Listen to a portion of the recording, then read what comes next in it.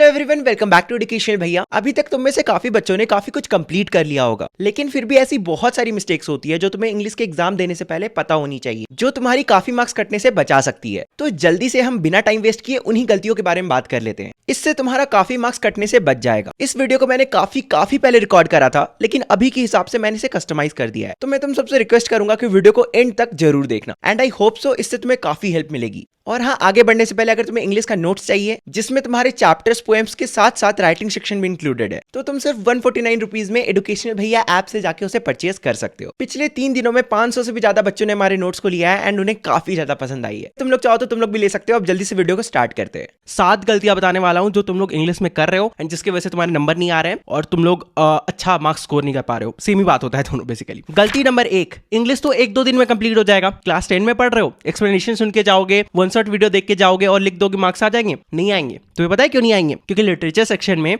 सिर्फ तुम अपने मनगढ़ंत कहानी सुनकर या फिर तुम एक्सप्लेनेशन सुनकर आंसर लिखोगे ना, तो पॉइंट्स तुम्हारे टीचर जो है वो मार्क्स ही नहीं देगा, क्योंकि तुम्हारे आंसर में वो खोजेगा। तुम्हें पता है क्या खोजेगा? कीवर्ड्स और की लाइंस। और ये कीवर्ड्स और की लाइंस तुम्हें कैसे याद होंगे? जब तुम एक्सप्लेनेशन सुन रहे हो और साथ ही साथ सारे एनसीईआरटी में तुम्हारे जो फ्लामिंगो बुक है, तुम्हारा जो विस्तस बुक है, उसका जितना भी कीवर्ड्स और की लाइंस है उसको तुम याद कर रहे हो। और ये याद कैसे होगा? जब तुम उसे लिखोगे, राइट? ऐसे ही पढ़ के तो याद नहीं होगा। हो सकता है पढ़ के याद हो जाए, लेकिन उतना अच्छे से तुम्हें ध्यान देकर मल्टीपल टाइम्स उसे पढ़ना पड़ेगा। इट्स बेटर कि एक बार लिख के याद कर लेना। सिंपल, सारे चैप्टर्स के अगर तुम की पॉइंट्स, की फ्रेजेस को लिख कर याद करोगे तो जल्दी याद हो जाएगा, बट इसमें टाइम लगेगा, राइट? देखो, मैंने वन शॉट वीडियो बनाया है, चाहे वो फ्लामिंगो हो गया, चाहे वो विस्तस हो गया, चाहे फ्लामिंगो का सारा पोएम हो गया। 3 घंटे का फ्लामिंगो का सारा स्टोरी वाला पार्ट है, ठीक है? पोएम वाला पार्ट 40 मिनट का है और तुम्हारा जो विस्तस बुक है वो 2-2.5 घंटे का है। चलो मान लेते हैं फ्लामिंगो वाला बुक जो 3 घंटे का है, उसके सारे तुम्हें कीवर्ड्स और की पॉइंट्स लिखने में कितना वक्त लगेगा? 3 घंटा का वीडियो देख रहे हो और साथ ही में की पॉइंट्स और की फ्रेजेस लिख रहे हो, की लाइंस लिख रहे हो, कितना वक्त लगेगा? 6 घंटा। 3 का 6, चलो मान लेते हैं 8 घंटा। एक ही दिन लगेगा ना? तो अगर तुम एक दिन प्रॉपर फ्लामिंगो बुक में दोगे, उसके की फ्रेजेस, की पॉइंट्स को नोट करोगे, तो तुम्हारे अच्छे नंबर आ जाएंगे। और बेस्ट पार्ट पता है क्या? जब तुम मेरे वन शॉट वीडियो देखोगे ना, तुम्हें एनसीईआरटी बुक खोलने का जरूरत नहीं पड़ेगा, क्योंकि मैंने एनसीईआरटी बुक का जितना भी लाइंस है ना, सब मैं प्रेजेंटेड फॉर्म में वीडियो में ही चला दिया हूं, ठीक है? एक लाइन तुम मिला लो, भरोसा नहीं है तो सारे चैप्टर्स के। तो वो 3 घंटे में तुम्हें क्या करना है? वीडियो का एक्सप्लेनेशन सुनना है, ईयरफोन लगा लेना अच्छे से, हेडफोन या ईयरफोन जो भी है, और साथ ही में जो भी स्क्रीन पे दिख रहा है, जो भी तुम्हें इंपॉर्टेंट कीवर्ड्स और की पॉइंट्स लग रहा है, उसे लिखते जाना हर चैप्टर का,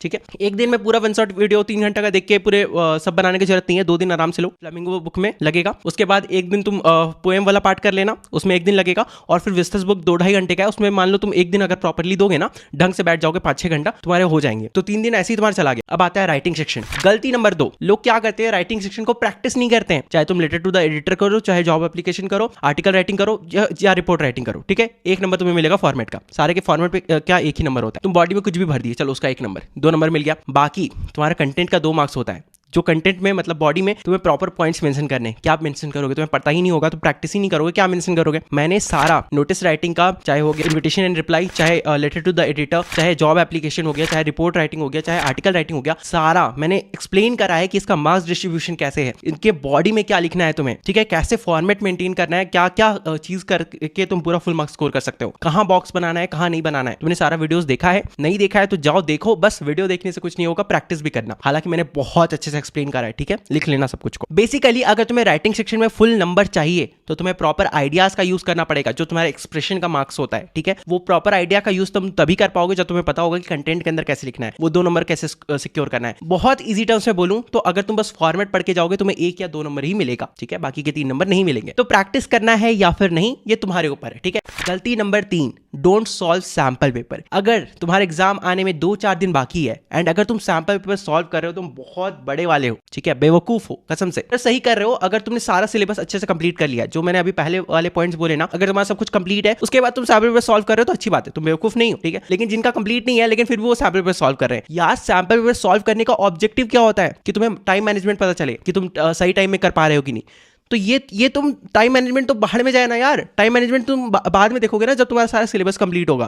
तुम्हें पता होगा कि लिटरेचर सेक्शन में क्या करना है, रीडिंग सेक्शन को कैसे अटेम्प्ट करना है और राइटिंग सेक्शन को कैसे करना है, ये सब पता ही नहीं है और तुम पेपर डायरेक्ट तुम सैंपल पेपर सॉल्व कर रहे हो, तो ऐसे मार्क्स थोड़ी आएंगे। तो ये गलती कभी मत करना, सैंपल पेपर अभी सॉल्व मत करो। अगर तुम्हारा सारा सिलेबस कंप्लीट है, जो मैं बोल रहा हूँ वो सब कर लिए हो, उसके बाद ही सैंपल पेपर सॉल्व करो। गलती नंबर 4, पता है क्या गलती करते हो? तुम लोग सीबीएसई के प्रेजेंट ईयर के सैंपल पेपर सॉल्व नहीं करते हो। अब तुम लोग सोच रहे हो क्या दोगला आदमी है, अभी बोला कि सैंपल पेपर सॉल्व मत करो और अभी बोल रहा है तुम लोग सीबीएसई के सैंपल पेपर सॉल्व नहीं करते हो। भाई पूरा बात सुन लो, मैंने क्या बोला, सैंपल पेपर सॉल्व मत करो, ठीक है, लेकिन सीबीएसई के प्रेजेंट ईयर में जो एक सैंपल पेपर मिलता है ना, हर साल सीबीएसई एक सैंपल पेपर निकालता है एग्जाम्पल के तौर पर, वो सॉल्व करना बहुत ज्यादा इंपॉर्टेंट होता है, क्योंकि उससे तुम्हें पेपर का आइडिया पता चलता है कि इस साल किस चैप्टर से ज्यादा क्वेश्चन पूछे जा रहे हैं, इस साल कैसा तुम्हारा पेपर रहेगा, जो तुम्हारा एग्जामिनेशन का पेपर रहेगा ना वो कैसा रहेगा, तुम्हारा रीडिंग सेक्शन कैसा आएगा, तुम्हारा लिटरेचर सेक्शन कैसा आएगा, तुम्हारा राइटिंग सेक्शन कैसा आएगा, इसका आइडिया लगता है। मैंने पिछले पॉइंट में कहा था कि सैंपल पेपर को सॉल्व मत करो, मेरा कहने का मतलब था वो जो सैंपल पेपर बुक आता है ना, जिसमें 10-12 सैंपल पेपर होते हैं, वो सबको सॉल्व करने का भी जरूरत नहीं है, वो सब तब करना जब तुम लोग बहुत फ्री बैठे हो, तुम्हारा पूरा सिलेबस कंप्लीट हो गया हो, भी करके कोई फायदा नहीं। ओके, अभी अगर तुम्हें कोई सैंपल पेपर सॉल्व करना है तो वो सीबीएसई का वेबसाइट में जो ऑफिशियल सैंपल पेपर हर साल एक ही आता है उसको सॉल्व करो, उससे तुम्हें पेपर का आइडिया लगेगा। ये पॉइंट क्लियर हो गया। पांचवी गलती, तुम्हें पता है लोग क्या करते हैं, उनको पता नहीं होता कि पेपर प्रेजेंटेशन कैसे करना है, टाइम मैनेजमेंट कैसे करना है। उन्होंने सब कुछ पढ़ लिया, जो मैंने पहले का जितने पॉइंट्स बताया उन्होंने सब कुछ कर लिया, लेकिन उनको यही नहीं पता कि पेपर प्रेजेंटेशन कैसे करना है। अगर तुम्हें प्रॉपर पेपर प्रेजेंटेशन पता है ना, तो तुम्हारा अगर 80 में 60 आ रहा है, तुम उसको 75 में कन्वर्ट कर सकते हो। मजाक नहीं कर रहा हूं, इवन तुम 80 में 80 भी कन्वर्ट कर सकते हो अगर तुम्हारा 80 में 70 आ रहा है तो। लोग मेन जो गलती करते हैं, उन्होंने सब कुछ पढ़ लिया, उनको सब कुछ आता है, लेकिन पेपर प्रेजेंटेशन ही नहीं आता है, उनको लिटरेचर में आंसर लिखने ही नहीं आता है, उनको यही नहीं पता कि स्टार्टिंग कैसे करना है और एंड कैसे करना है। एंड यही वाला जो गलती है ना, ये लोग करते हैं एंड उनका मार्क्स थोड़ा सा कम आता है। एंड यही डिफरेंस होता है एक टॉपर और एवरेज स्टूडेंट में। तो अगर तुम्हें जानना है कि पेपर प्रेजेंटेशन कैसे करना है सारे सेक्शन का, चाहे वो रीडिंग सेक्शन हो, चाहे वो राइटिंग सेक्शन हो, चाहे वो लिटरेचर सेक्शन हो, तो ये वाला वीडियो देख सकते हो। बड़ा वीडियो है, आई एम टेलिंग, ठीक है, 24-25 मिनट का वीडियो है।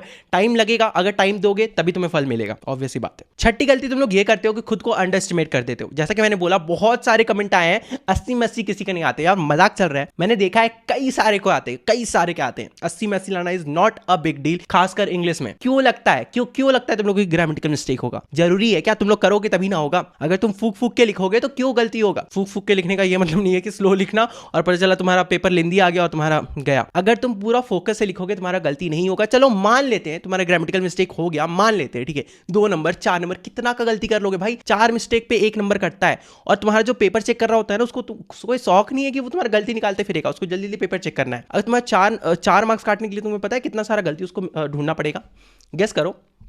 16-17 गलती। भाई मैंने आज तक किसी भी इंग्लिश टीचर को जो पेपर चेक कर रहा है, मैंने कभी नहीं देखा है कॉपी में 16-17 गलती निकालते हुए। वो तभी निकालेगा जब तुम भाई हर लाइन में गलती कर रहे हो। तो तुम्हारा सीबीएसई का पेपर बहुत इजी चेक होता है। स्पेलिंग मिस्टेक में तुम्हारा ज्यादा मार्क्स नहीं कटने वाला, तुम बहुत गलती भी कर लोगे 2-3 नंबर कटेगा। बाकी सारे चीजों को अगर तुम सारे चीज जैसे मैं तुम्हें बताया है कि कैसे सब चीज को अटेंड करना है, कैसे पेपर प्रेजेंटेशन करना है, कैसे पढ़ना है, अगर तुम सब चीज सही से करके जाओगे तुम्हें नंबर आएंगे यार। 80 में 80 नहीं आए तो 80 में 78 आएंगे, दैट्स गुड ना। और बाकी 20 नंबर तुम्हें स्कूल से मिलेगा, तो कितना हो गया? 98। अच्छा नहीं लगता? 98 देखने में अच्छा नहीं लगता? अच्छा लगता है ना पेपर में जब आएंगे अच्छा सा लिखा होगा कि 98 आया इंग्लिश में, बोलने के लिए अच्छा लगेगा ना, राइट? 7वीं और आखिरी गलती पता है क्या करते हैं लोग? प्रॉपर स्टेशनरी कैरी नहीं करते। मजाक नहीं कर रहा हूं, बट मैंने लिटरली एग्जाम में देखा है एक बच्चा पार्कर पेन लेके आया था। मैं मानता हूँ महंगा पेन है, लेकिन वो साइन करने के लिए होता है। भाई उतना भारी पेन से वो लिखा कैसे होगा मुझे नहीं पता। एग्जाम के बाद उसका शकल बहुत खराब था, मतलब बहुत गंदा फेस बनाया था। शकल खराब मतलब मैं वो गलत मत समझ लेना। मेरा कहने का मतलब था कि वो बहुत गंदा फेस बनाया था, मतलब उसने कुछ ना कुछ छोड़ के आया होगा या उसका पेपर छूट गया होगा। भाई उतने मोटे पेन से वो लिटरली पूरा एग्जाम लिखा था। ये चीज ध्यान रखना, उसी पेन को लेके जाना जिससे तुम्हें लगता है कि तुम लंबे टाइम तक लिख सको। ओके, तो ब्लू पेन के साथ ही साथ एक ब्लैक पेन, एक स्केल और एक पेंसिल भी कैरी करना। Okay, I think black pen से अब लिखना अलाउड नहीं है सीबीएसई में, तुम ये चीज कंफर्म कर लेना अपने स्कूल वाले से, एंड सीबीएसई की वेबसाइट में जाके भी चेक कर सकते हो। तो ब्लैक पेन मत कैरी करना। ओके, ऐसा है तो ब्लू पेन, एक स्केल और एक पेंसिल, ताकि तुम अंडरलाइन कर सको हर आंसर के बाद। ओके, ये चीज कर सकते हो। और एक डाउट रहता है बहुत सारे लोगों को कि लेटर टू एडिटर जो होता है ना, वो एक पेज में नहीं हटता है। ऑब्वियस सी बात है, नहीं हटेगा, तो क्या सेकंड पेज में लिख सकते हैं? हाँ, लिख सकते हो, कोई प्रॉब्लम नहीं है। जितना लाइन स्पेसिंग छोड़ा जाता है उतना ही छोड़ना, 2 मत छोड़ देना वरना मार्क्स कट जाएगा। ओके, तो तुम सेकंड पेज में लिख सकते हो, उसमें कोई प्रॉब्लम नहीं आएगा। ये एक छोटा सा डाउट था जो बहुत लोगों को रहता है, तो मैंने इसी पॉइंट में क्लियर कर दिया। तो यही वीडियो था यार, आई होप सो कि तुम्हें काफी ज्यादा हेल्प मिला हो। ये वीडियो बहुत ज्यादा रॉ होने वाला है क्योंकि मैंने बहुत अच्छे से स्क्रिप्टिंग करके ये वीडियो नहीं बनाया है। जो कुछ भी मुझे कहना था मैंने डायरेक्ट कह दिया, जो कुछ भी मेरे मन में पॉइंट्स थे, 7 पॉइंट्स थे, मैंने स्टार्टिंग बताया, एंड सातों के सातों मैंने तुम्हें एक्सप्लेन कर दिया। तो आई होप सो ये तुम्हारे लिए हेल्पफुल रहा हो। अगर हेल्पफुल रहा तो प्लीज अपने दोस्तों के साथ शेयर करना, ज्यादा लोगों तक शेयर करना ताकि वो लोग ये गलती नहीं करें। वीडियो को एंड करते हैं, चलो बाय बाय।